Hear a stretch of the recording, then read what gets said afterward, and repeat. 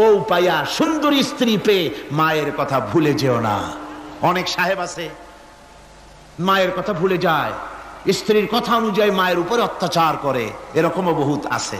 আল্লাহ পাক বলছেন শোনো, وَقَضَى رَبُّكَ أَلَّا تَعْبُدُوا إِلَّا إِيَّاهُ وَبِالْوَالِدَيْنِ إِحْسَانًا।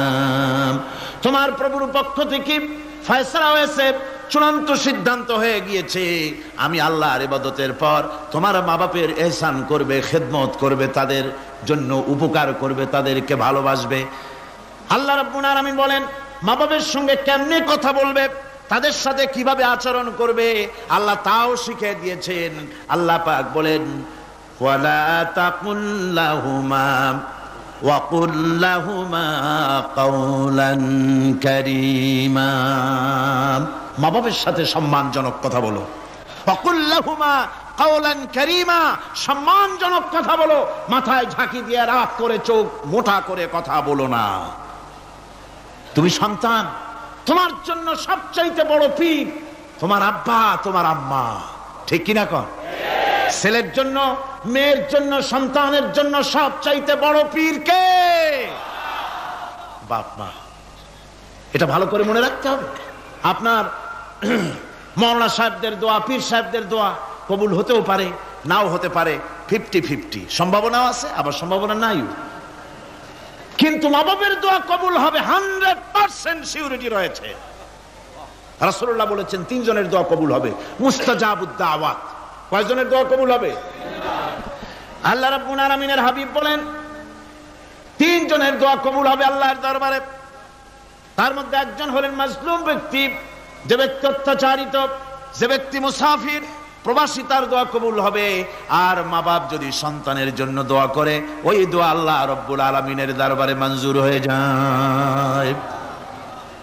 আল্লাহ রাব্বুল আলামিন মা বাপ সম্পর্কে বলেন মা বাবের জন্য আমার কাছে দোয়া করবি বান্দারা, আমার কাছে দোয়া করবি। দোয়াটা আল্লাহ পাক শিখাচ্ছেন, রব্বিরহামহুমা কামা রব্বায়ানি সাগীরা।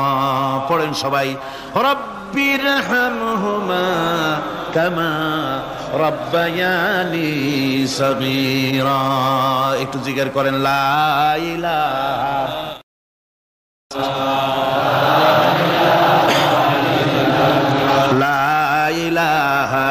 ইল্লাল্লাহ, লা ইলাহা ইল্লাল্লাহ, লা ইলাহা ইল্লাল্লাহ, লা ইলাহা ইল্লাল্লাহ মুহাম্মাদুর রাসূলুল্লাহ। আমার ভাইরা, আল্লাহ পাক শিখাচ্ছেন বান্দা তোর মা বাপের জন্য আমার কাছে দোয়া কর। আল্লাহ রব, আয় আমার প্রভু, আমার মা বাপ যেমন ছোটবেলায় আমাকে স্নেহের কোলে লালন পালন করেছে, আয় আমার আল্লাহ তুমি আমার মা বাপকে তোমার রহমতের কোলে লালন পালন করো। আল্লাহ শিখাই দিয়েছেন। আমার ভাইরা, প্রত্যেক নামাজের পরে এই দোয়াটা ভুলে যাবেন না। ভুলে যাবেন? ভুলে যাবেন? আমার ভাইরা, আমার বোনেরা, সবাই প্রত্যেক নামাজের পরে পড়বেন রব্বিরহামহুমা কামা রব্বায়ানি সাগীরা। এই দোয়া করতে কেউ ভুলে যাবেন না। আল্লাহ রাব্বুল আলামিন বলে বান্দারে, وَوَصَّيْنَا الْإِنسَانَ بِوَالِدَيْهِ إِحْسَانًا حَمَلَتْهُ أُمُّهُ كُرْهًا وَوَضَعَتْهُ كُرْهًا।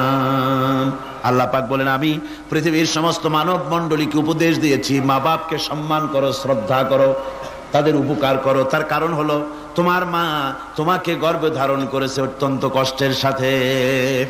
আল্লাহ বলতেছেন মা তোমাকে গর্ভধারণ করেছে অত্যন্ত কষ্টের সাথে, এরপরে তোমাকে ডেলিভারি করেছেন অত্যন্ত কষ্টের সাথে, তোমাকে ডেলিভারি করেছেন। গভীর রাত্রে মানুষ সব ঘুমায় যায়, গর্ভবতী মা ঘুমাতে পারে না, সন্তান পেটের ভিতরে, হাঁটু দিয়া গুতা মেরেছে, পা দিয়া লাথি মেরেছে। মা চরম শীতের রাত্রে, প্রচন্ড শীতের রাতে গায়ের লেপটা সরায় দিয়া মা একবার দাঁড়ায় আর একবার বসে, একবার দেওয়ালের সাথে হেলান দিয়া দাঁড়ায়, কষ্ট করে রাতটারে কাটায় দেয়। আবার সারাদিন সংসারের জন্য কাজ করেছেন, রান্না বান্না করেছেন মা, সকলকে খাওয়াইয়া মা শেষের দিকে খেতে গেছেন।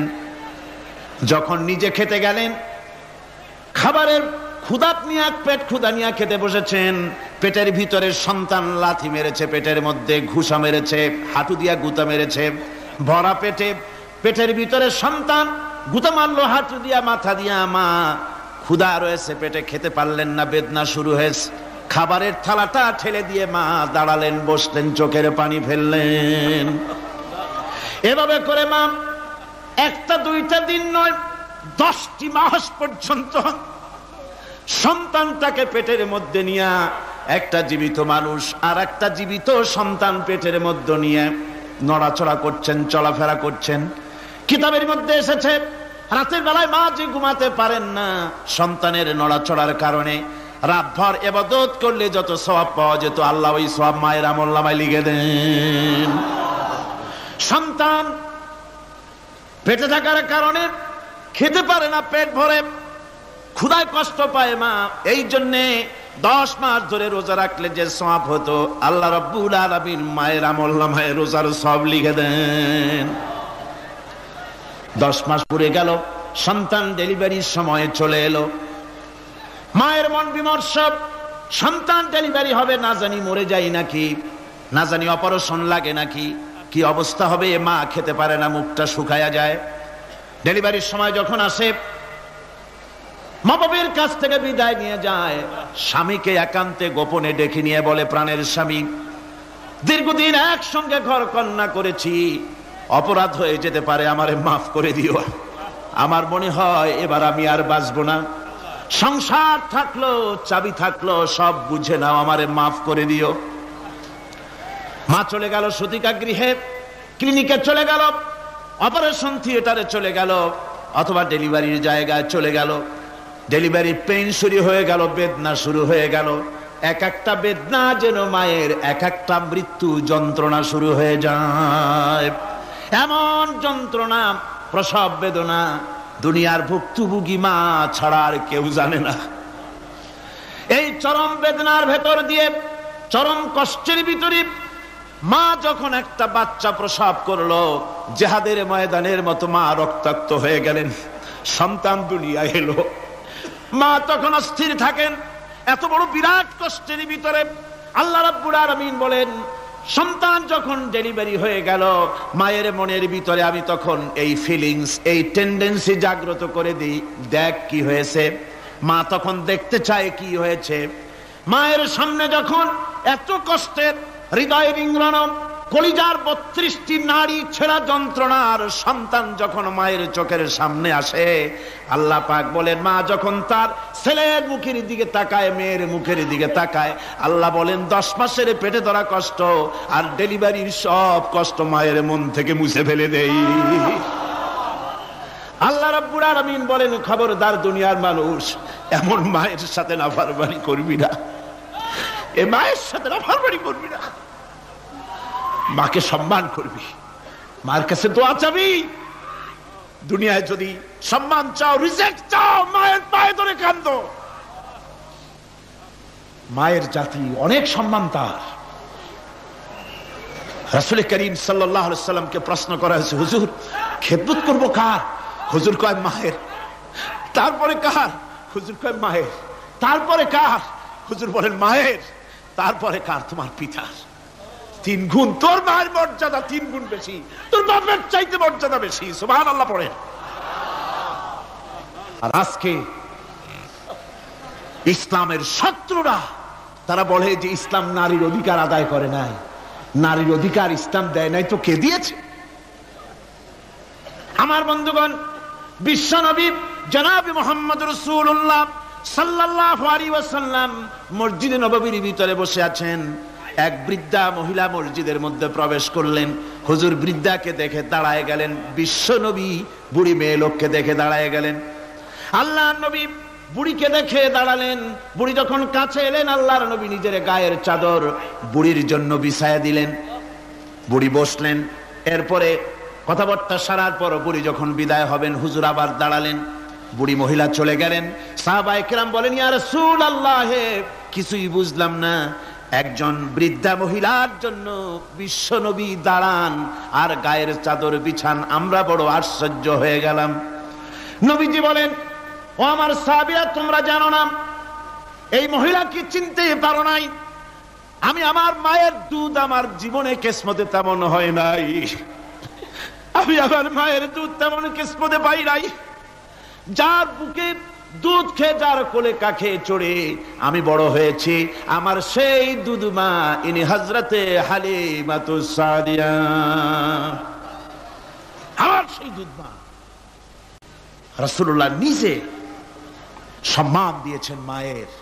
খবরদার, মাকে অসম্মান করবেন না, মাকে সম্মান করবেন, মাকে শ্রদ্ধা করবেন। আমার বন্ধুগণ, আলেম ওলামা পীর বুজুর্গদের জন্য হাদিয়া তো দেন আপনারা, কোনো নিষেধ নাই, দেন।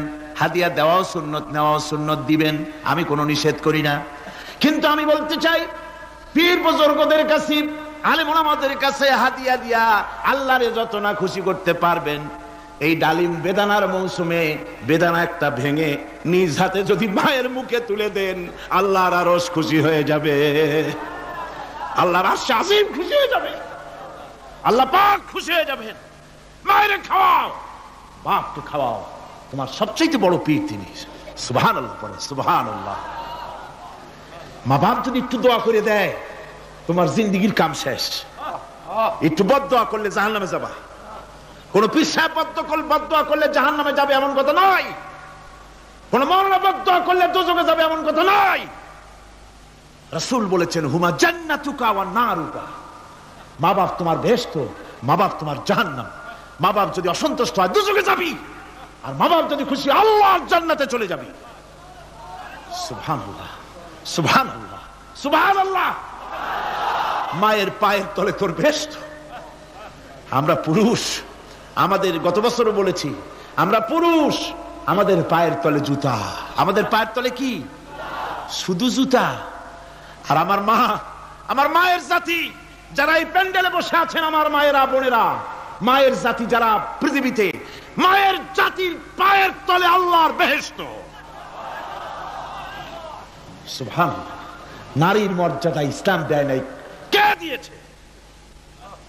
আল্লাহ দিয়েছেন, আল্লাহর রাসূল দিয়েছেন।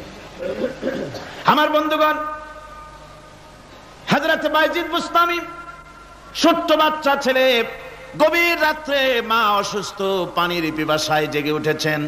বাবারে, পিপাসায় শেষ হয়ে গেলাম, পানি দাও। ছেলে ঘরের ভিতরে পানি না পেয়ে বাইরে দৌড়াদৌড়ি করলেন। অনেক দূর থেকে পানি নিয়ে এসে দেখেন মা ঘুমায় গেছেন। পানি নিয়ে দাঁড়ানো, পৌষ মাস, মাঘ মাসের শীতের রাত, ফজরের সময় মায়ের ঘুম ভেঙে গেল। তাকিয়ে দেখেন বাইজিদ দাঁড়ানো, হাতে পানি থরথর করে কাঁপছে। জিজ্ঞাসা করে, বাইজিদ তুমি দাঁড়ানো কেন? ছোট্ট বাচ্চা বলে, মা পানি চেয়েছিলে তুমি গভীর রাত্রে, পানি ঘরে ছিল না, অনেক দূর থেকে আনতে হয়েছে। মা বলছে, ঘুমাও নাই কেন গ্লাস থুইয়া? বাচ্চা বলে, ঘুমাই নাই। তুমি যদি আবার পানি চাও, সময় মতো যদি দিতে না পারি, মা তোমার কষ্ট হবে, এই জন্য ফজর পর্যন্ত আমি দাঁড়ায় আছি, কখন তুমি পানি চাও। মা হাতের থেকে পানি নিয়ে পান করলেন। বাইজিদকে বিছানার উপরে আরাম করে কম্বল দিয়ে ঘুম পড়াইয়া দিলেন।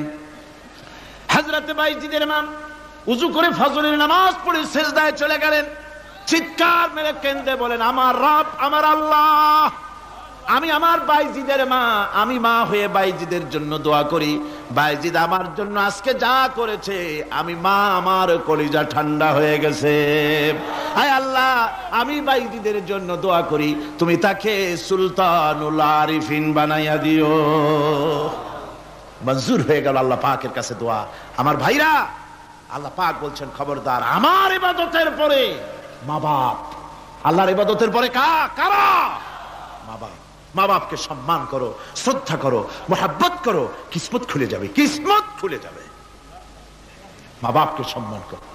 হযরত আবু হুরায়রা রাদিয়াল্লাহু তাআলা আনহু রাসূলের সামনে এসে কাঁদতেছেন। হুজুর বলছেন, আবু হুরায়রা কাঁদো কেন? কাঁদো কেন? রাতের বেলা কাঁদো কেন? হযরত আবু হুরায়রা বলছেন, হুজুর আমাকে মা মেরেছেন। হুজুর বলছেন, মা মারলো কেন? কোন অপরাধ করেছো? কোন গোস্তাখি করেছো? আবু হুরায়রা বলছেন, না হুজুর, কোন গোস্তাখি করি নাই, তবে মারলো কেন? হযরত আবু হুরায়রা বলছেন, হুজুর আমি আপনার দরবার থেকে ফিরতে রাত হয়ে গিয়েছিল, মা জিজ্ঞেস করলেন, আবু হুরায়রা এত রাত্রে কোথায় ছিলে? বললাম, আমি ছিলাম যে কদম চুমতে পারলে দুনিয়া ধন্য হয়, সেই দরবারে নববীর কদম মোবারক থেকে আসতে আমার দেরি হয়েছে। আমার মা মুশরিকা, আপনার নাম শুনে তার গায়ে আগুন জ্বলে উঠলো, আমাকে ধরে মারা আরম্ভ করলো। বলল, হয় আমার বাড়ি ছাড়বি আর না হয় মুহাম্মদ সাল্লাল্লাহু আলাইহি ওয়াসাল্লামের দরবার ছাড়বি। আমি বললাম, আমার মা, তুমি বুড়ি মানুষ, তোমার গায়ে যত শক্তি আছে সমস্ত শক্তি দিয়ে আমারে পিটাও, আমারে মারো। মারতে মারতে আমাকে বাড়ি থেকে তুমি বের করে দাও। তোমার বাড়ি শুদ্ধ তাম দুনিয়া ছেড়ে দিতে পারি, আল্লাহর নবীর কদম মোবারক ছেড়ে দিতে পারি না। হুজুর, আমার মা আমাকে গলা ধাক্কা দিয়ে বের করে দিয়েছেন। হুজুর বলছেন, আবু হুরায়রা, তোমার মা তোমাকে মেরেছে, তুমি আমার কাছে নালিশ করছো? আমার তো এখানে ইন্টারফেয়ার করার কিছুই নেই। সুবহানাল্লাহ, সুবহানাল্লাহ। মা তোমাকে মেরেছে, এখানে আমার করার কিচ্ছু নাই। বিশ্ব নবী বলছেন, এত বড় পাওয়ারফুল নবী, লেজিসলেটিভ পাওয়ার, সারে আল্লাহ তাকে বানিয়েছেন শরীয়ত প্রণেতা।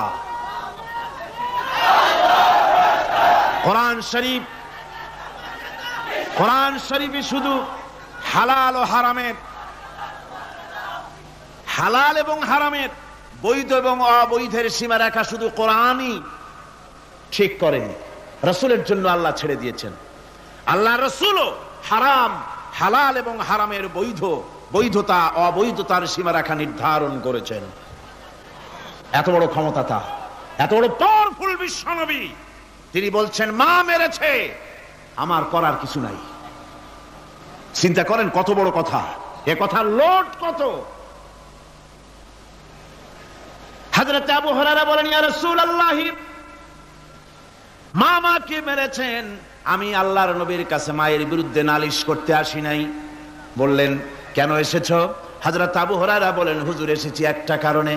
আমি জানি আল্লাহর নবী যদি আল্লাহর দরবারে হাত উঠায়া কোনো জিনিস বলে, আল্লাহ রাব্বুল আলামিন সঙ্গে সঙ্গে মঞ্জুর করে নেন। হুজুর, আমি এসেছি, মেহেরবানি করে দোয়া করুন আমার মাকে যেন আল্লাহ হেদায়েত নসিব করে দেন। আল্লাহর নবী হাত উঁচু করে বললেন, আল্লাহুম্মা হিদি উম্মা আবি হুরায়রা, আয় আল্লাহ, আমি দোয়া করি আবু হুরায়রার মাকে তুমি হেদায়েত নসিব করে দাও। রাসূলুল্লাহ দোয়া করছেন আর আবু হুরায়রা সমানে দৌড়াচ্ছেন। তিনি দৌড়াচ্ছেন, পেছন থেকে কয়েকজনে আবু হুরায়রার জামা টেনে ধরেছে, দৌড়ো। তাদের জানা আবু হুরায়রা খুব ভদ্রলোক মানুষ, কোন ঝড় ঝামেলার মধ্যে থাকে না, রাগ সাগ করে না, চিৎকার মারে না, দৌড় মারে না, এত ভদ্র শরীফ, দৌড়ায় কেন? না জানি কোন বিপদ বুঝি ঘটে গেছে। পিছন থেকে জামা টেনে ধরে বলে, দৌড়াও কেন? হযরত আবু হুরায়রা জামা সাহাবীর হাত থেকে ছিনায় নিয়ে বলেন, জামা ছেড়ে দাও, আমাকে দৌড়াতে দাও। আমি দৌড়াইয়া বাড়ি যে দেখতে চাই, আমি দৌড়াইয়া আগে আমার বাড়ি পৌঁছতে পারলাম না, আমি যাওয়ার আগে আমার আল্লাহর নবীর দোয়া আমার বাড়ি পৌঁছে গেছে, আমি এইটা দেখতে চাই। হযরত আবু হুরায়রা বাড়িতে গিয়ে দরজা নক করলেন, ভেতর থেকে আওয়াজ এলো, কে? হযরত আবু হুরায়রা বলেন, মা, আমি তোমার আবু হুরায়রা ফিরে এসেছি। মা বলছেন, বাবা অপেক্ষা করো, দরজা খুলতেছি। হযরত আবু হুরায়রা বলেন, মায়ের গলার আওয়াজের ভিতরে শিরকিয়াতের কর্কশতা পেলাম না, মায়ের গলার আওয়াজের ভিতরে তাওহীদের গন্ধ পেলাম। আমার মনে হলো নবীজির নিক্ষিপ্ত তীর তার নিশানায় পৌঁছে গেছে। কিছুক্ষণ পর মা আমার বেরিয়ে এলেন, মাথা থেকে চুলের থেকে, বুড়ি মানুষ, সাদা চুলের ভিতর থেকে পানি পড়তেছে। মা বলল, বাবারে, তোমারে মারার পর আমি বড় অনুতপ্ত হয়েছি, অনুশোচনা করেছি, আমি গোসল করেছি, মনে মনে ভাবলাম আমার ছেলে তো কোনো খারাপ জায়গায় যায় নাই, কেন তারে মারলাম? আমি বড় লজ্জায় পড়েছি তোমারে মেরে। ও আমার আবু হুরায়রা, আমি গোসল করেছি, পবিত্র হয়ে গেছি, জলদি করে আমাকে নিয়ে চলো বিশ্ব নবী জনাবে মুহাম্মদুর রাসূলুল্লাহর দরবারে। হযরত আবু হুরায়রার মা ঘোষণা করলেন, আশহাদু আল্লা ইলাহা ইল্লাল্লাহু ওয়াহদাহু লা শারীকা লাহু ওয়া আশহাদু আন্না মুহাম্মাদান আবদুহু ওয়া রাসূলুহু। আমার ভাইরা, মা বাপ সবচেয়ে সম্মানের জিনিস। আল্লাহর ইবাদতের পরই মা বাপের খেদমত করতে হবে। আল্লাহ পাক বলছেন, বান্দারে, দেখ মায়ের পেট থেকে আনলাম, মায়ের বুকের মধ্যে মহব্বত পয়দা করলাম, এত মহব্বত দিলাম তোর উপরে। যে কোনো বিদেশে যান, যেখানে যান, বাড়িতে ফিরলে পরে সকলে ছেলে মেয়ে ভাই বোন সবাই দেখবে সুটকেসে আমার জন্য আনছে কি, সবাই চিন্তা করবে আমার জন্য কি এনেছে। একমাত্র মা সন্তানের মুখের দিকে তাকাবে কখন খাইছে সে। সুবহানাল্লাহ, সুবহানাল্লাহ, আমার বাসার মুখখানা শুকনা, তুই বুঝি আজকে কিছু খাইস নাই। বিদেশে যেসব সন্তান থাকে মা কাটা কবুতরের মতো ছটফট করে। আমার ছোটবেলার কথা আমি দেখেছি সরসিরা মাদ্রাসা পড়তাম, আব্বা টাকা দিতেন মাদ্রাসায় যাওয়ার সময়, আবার মা আবার মুরগির ডিম বিক্রি করা, বিভিন্ন জিনিস বিক্রি করা বা বাজার করা পয়সা, উদ্বৃত্ত কিছু পয়সা আব্বার অজান্তে আমার হাতের মুঠার মধ্যে দিয়ে দিতেন। যখন মাদ্রাসার দিকে রওনা হয়েছি, পর্দার আড়াল থেকে দরজা থেকে দেখতাম, যতক্ষণ তাকায় দেখতেছি চোখ থেকে পানি দরদর করে পড়তেছে। সুবহানাল্লাহ, মা কি জিনিস! আল্লাহ আল্লাহ আল্লাহ। বিদেশে যদি কারো সন্তান মারা যায়, সবার জানার আগে কবি বলতেছেন, বিদেশে বিরাজ্য যার পুত্র মারা যায়, পশু পক্ষী না জানিতে আগে জানে মায়। মায়ের কলিজার তারে টান লেগে যায়, মা বুঝতে পারে আমার সন্তানটা নাই। আহারে মা! আমার বন্ধুগণ, মা যার বেঁচে আছে বেয়াদবি করেছেন, পাও ধরে মাপ নিয়ে নেবেন, পাও ধরে মাপ নিয়ে নেবেন। মা তো পাও ধরে দেখবেন মাফ করে দিবে। সুবহানাল্লাহ, সুবহানাল্লাহ, কত দরদ তার বুকের মধ্যে।